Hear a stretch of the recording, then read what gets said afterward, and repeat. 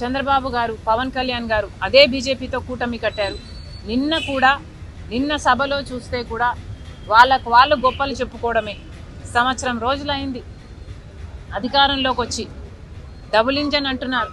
నిజంగానే డబుల్ ఇంజనో లేకపోతే ట్రబుల్ ఇంజనో వాళ్ళకు అర్థం కావటం లేదేమో, కానీ జనాలకైతే అర్థమవుతుంది. సూపర్ 6 అన్నారు, సూపర్ ఫ్లాప్ అయ్యే పరిస్థితికి వచ్చింది. ఇదే రీతిలో పోతే మాత్రం సూపర్ 6 ఎలా అమలు అవుతుందో చంద్రబాబు గారు ఆంధ్ర రాష్ట్ర ప్రజలకు సమాధానం చెప్పాలి.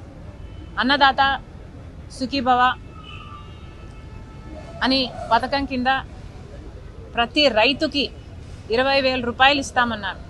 సంవత్సరం గడిచిపోయింది, ఒక్క రైతుకు కూడా ఇవ్వలేదు. ఇవ్వాల్సిన రైతులు దాదాపు 80 లక్షల మంది అయితే ఇస్తున్నది మాత్రం 45 లక్షల మందికి. ఇలా ప్రతి పథకంలోనూ, లేకపోతే అమ్మఒడి అనే కార్యక్రమం అయితే ప్రతి పిల్లాడికి ప్రతి చైల్డ్కి 15,000 రూపాయలు ఇస్తామని చెప్పారు. కానీ ఇంతవరకు ఒక్కరికి కూడా ఇవ్వలేదు. ఇక మీదట ఇస్తామంటున్నారు. అది కూడా 20 లక్షల మందికి. 87 లక్షల మంది ఉంటే 67 లక్షల మందికి మాత్రమే ఇస్తామంటున్నారు. ఇలా ప్రతి సూపర్ 6కు చెందిన హామీలో మీరు కోతలు పెట్టుకుంటూ పోతే మరిది అమలు చేసినట్టు ఎలా అవుతుంది అని అడుగుతున్నాం చంద్రబాబు గారు. నిరుద్యోగ భృతి ఇస్తామన్నారు. ఈ హామీ చంద్రబాబు గారు ఇంతకుముందు ముఖ్యమంత్రిగా ఉన్నప్పుడు కూడా ఇచ్చారు.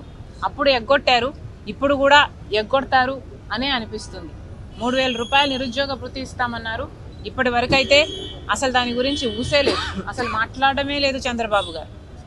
మహిళల మహాశక్తి పథకం అన్నారు. ప్రతి మహిళకు, పేదవాళ్లకు దాదాపు 2 కోట్ల మంది ఉంటారు మన రాష్ట్రంలో. వాళ్ళందరికీ కూడా నెలకు 1,500 అంటే సంవత్సరానికి 18,000 రూపాయలు చంద్రబాబు గారు ఇస్తామన్నారు. ఇది చాలా హెవీ బడ్జెట్ స్కీమ్. కానీ ఇప్పుడేమో P4కు లింకు పెడుతున్నారు.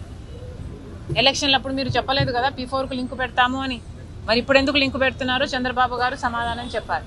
మొత్తం అంతమంది మహిళలకు మోసం చేయడానికి సిద్ధపడ్డారు చంద్రబాబు గారు అంటే మరి సూపర్ 6 సూపర్ ఫ్లాప్ అయ్యింది అనక ఏమనాలి? చంద్రబాబు గారే సమాధానం చెప్పాలి, కూటమి సర్కారే సమాధానం చెప్పాలి.